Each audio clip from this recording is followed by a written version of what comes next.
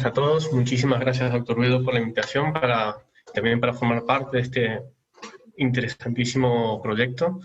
Y bueno, para no prolongar mucho la reunión, intentaré ser lo más breve posible. Intentaremos presentar los resultados que hemos conseguido con este primer ensayo clínico de fase 1, con este nuevo CAR,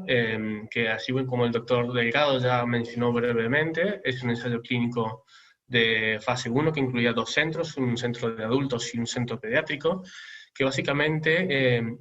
lo que buscaba era analizar la seguridad principalmente y la eficacia de este nuevo fármaco en pacientes con una gran variedad de trastornos linfoproliferativos CD19 positivos que hubieran agotado toda alternativa terapéutica. Entonces, los criterios de inclusión incluían principalmente pacientes con leucemias agudas linfoblásticas, pero también incluían otras patologías tales como linfomas no-Hodgkin, como linfoma difuso de células grandes B, linfoma primario metastínico, linfoma folicular y linfomas de células del manto, así como también pacientes con leucemia linfática crónica. Entonces, se trataba de un ensayo clínico que incluía pacientes de todas las edades, de 2 a 80 años virtualmente, y que como criterios de inclusión se contemplaban los principales efectos adversos en criterios de exclusión de la mayoría de los ensayos clínicos, básicamente infecciones activas o que requerirán de tratamiento inmunosupresor activo. Entonces, el fármaco que probamos son las células ARI0001, que son básicamente linfocitos T autólogos, es decir, linfocitos T que sacamos al propio paciente y que transducimos con un virus, con un lentivirus, que es un vector de tercera generación, que dentro porta un gen de diseño, que es este gen el que traduce la producción de un receptor nuevo que se expresa en la superficie de los propios linfocitos T del paciente, que están compuestos por estos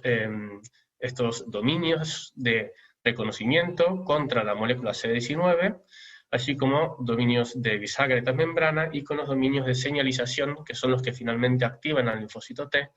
que son el 4-1BB y el CD3Z. Entonces, estas células son traducidas con este virus dentro de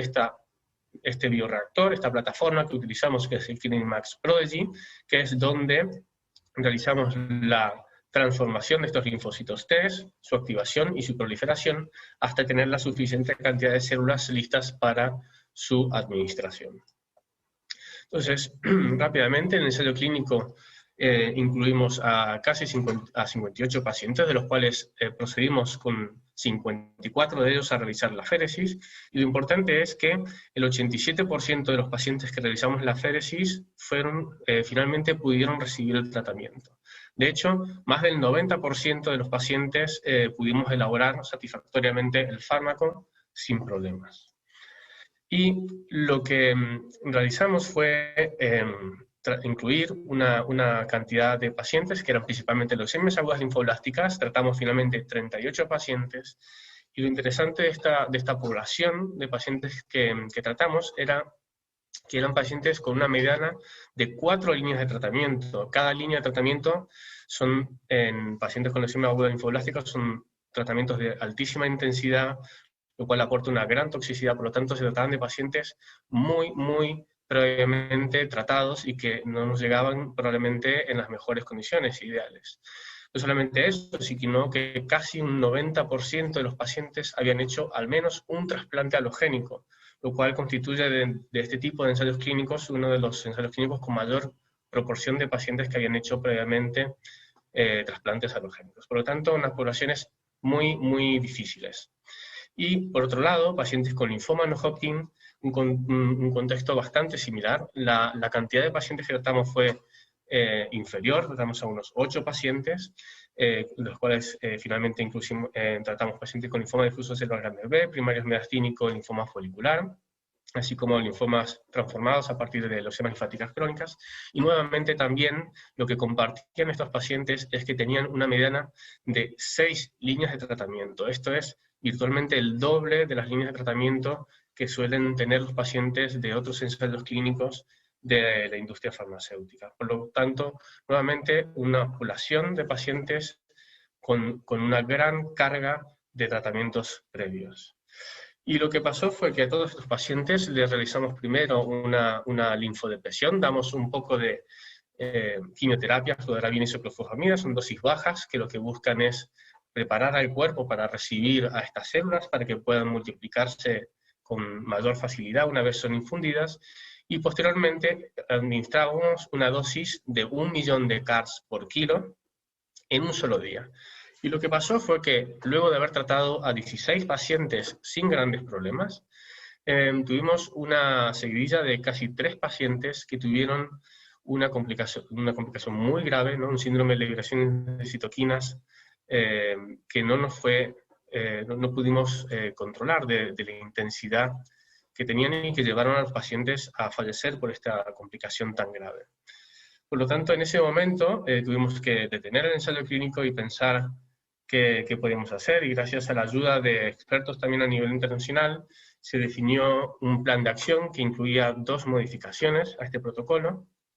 que consistía en ya no dar la dosis de una sola vez, en una sola administración, sino que darla poco a poco, administradas en al menos 3 días separados, dando fracciones crecientes, 10%, 30%, 60%, y no solamente eso, sino que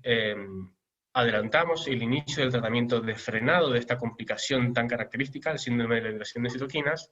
y ya dejamos de iniciarlo cuando la complicación era grave, sino que ya lo dábamos en estadios más precoces. Y una de las gracias de esta técnica es que si luego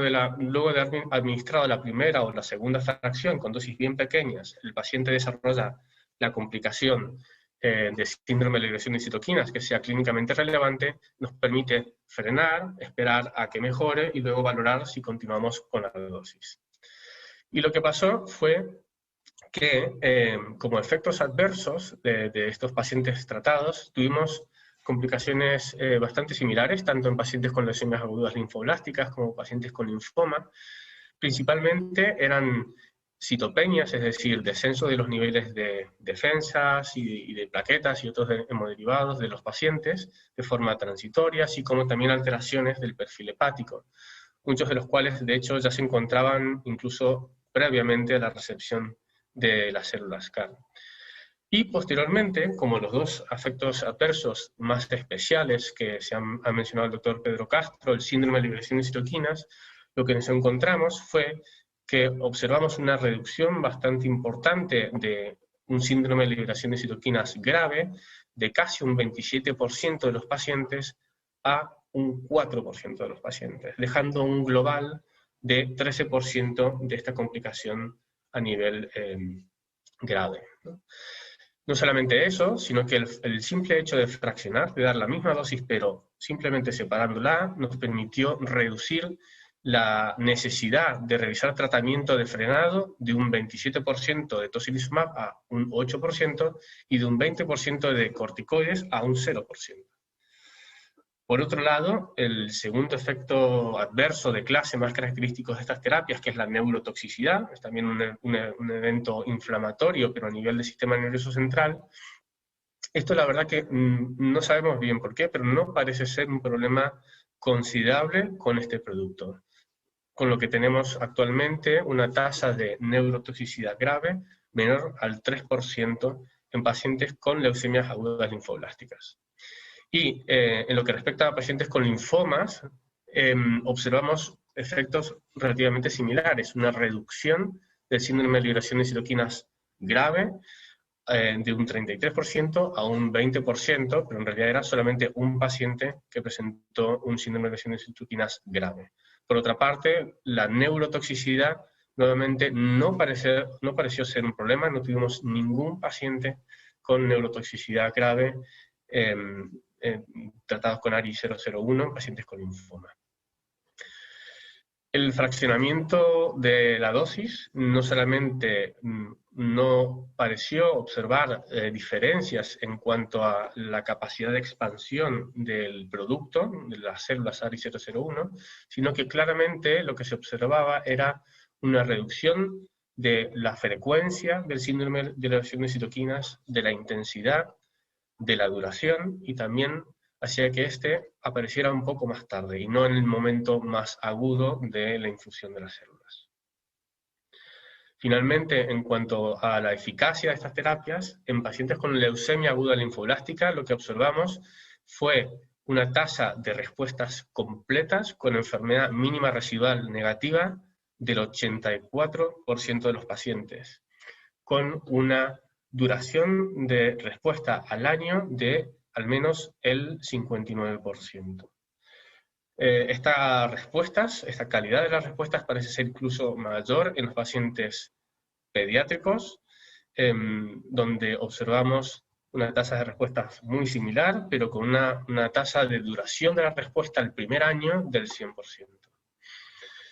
En esta otra gráfica lo que queremos mostrar es cómo la calidad de las respuestas pareciera ser bastante similar, tanto cuando dábamos todas las células de un solo día como cuando lo dábamos de forma fraccionada, pero sí la diferencia es más que nada en el perfil de toxicidad del tratamiento, que es francamente parece ser mejor cuando se realiza de forma fraccionada. Y finalmente, en los pacientes con linfoma, el tamaño muestral, la cantidad de pacientes que hemos tratado es relativamente pequeña, pero lo importante es que en esta pequeña población de pacientes con al menos 6 líneas de tratamiento previas, pacientes muy previamente tratados, hemos encontrado unas tasas de respuestas globales de al menos el 77% y una tasa de respuestas completas a los 3 meses del 55%. Entonces estos resultados, si bien se dan en una población pequeña, parecen estar en línea con lo que está publicado con otros CAR que actualmente están autorizados. Por lo tanto, para concluir, diríamos que el perfil de seguridad y eficacia de este CAR, el ARI-001,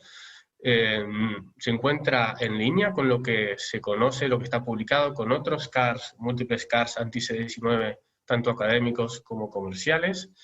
De hecho, los resultados de este ensayo clínico fueron analizados por la Agencia Española del Medicamento, la cual decidió autorizar su uso en pacientes con leucemia aguda linfoblástica del adulto mediante esta exención hospitalaria, lo cual ha sido muy importante, ya que es la primera autorización de estas características para un producto CAR a nivel europeo. Por este motivo, también ahora queremos iniciar un nuevo ensayo clínico con este mismo producto para pacientes con leucemias agudas de adultos,